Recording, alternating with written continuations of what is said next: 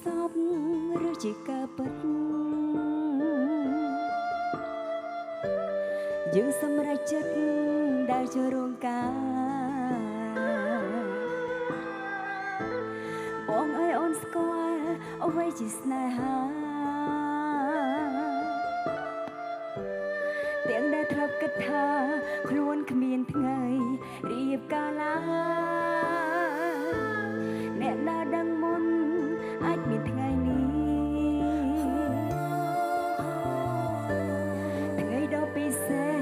ពួកយើងទាំងពីរស្នេហាអូនបងដូចអគ្គិសនី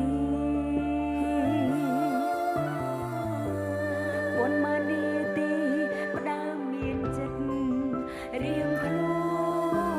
នបានទេកុំឲ្យអូនខ្មាំង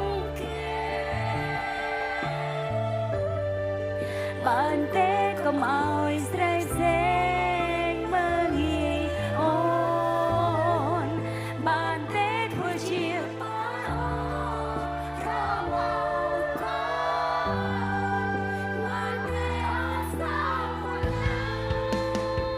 សូមសម្លេងឲ្យគ្រប់ទាំងអស់គ្នាមួយទៀតមកចា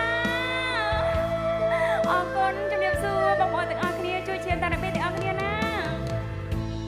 មិនដឹងថ្ងៃមុខបងប្រែយ៉ាងម៉េច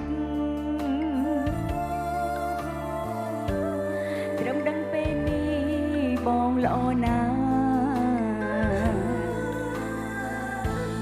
អាយុបងក្មេងតែរឹកបងចាំ